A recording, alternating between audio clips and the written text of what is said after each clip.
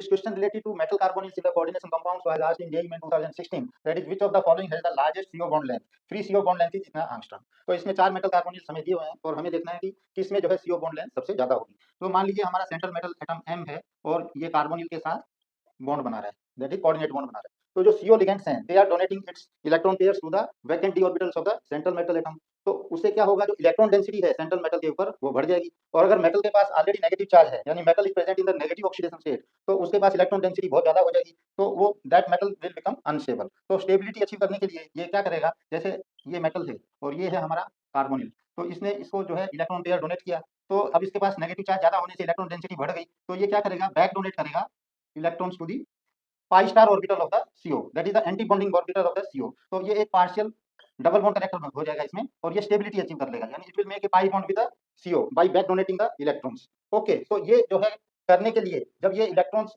अपने इसके pi star orbital को डोनेट करेगा सेंट्रल मेटल एटम, तो क्या होगा, जो CO का जो बॉन्ड ऑर्डर है that is nothing but Nb minus Na/2, this is the bond order of CO। Okay, तो ये क्या होगा, जब Na बढ़ जाएगा हमारा number of electrons in the anti-bonding orbitals because of the electrons donated by the central metal atom that is to the CO। तो Na बढ़ने की वजह से इसका बॉन्ड ऑर्डर क्या होगा, कम हो जाएगा। बॉन्ड ऑर्डर कम होगा तो इसकी स्ट्रेंथ, बॉन्ड स्ट्रेंथ भी कम हो जाएगी। ओके, अब बॉन्ड स्ट्रेंथ जब कम होगी तो बॉन्ड लेंथ क्या होगा, बढ़ जाएगी।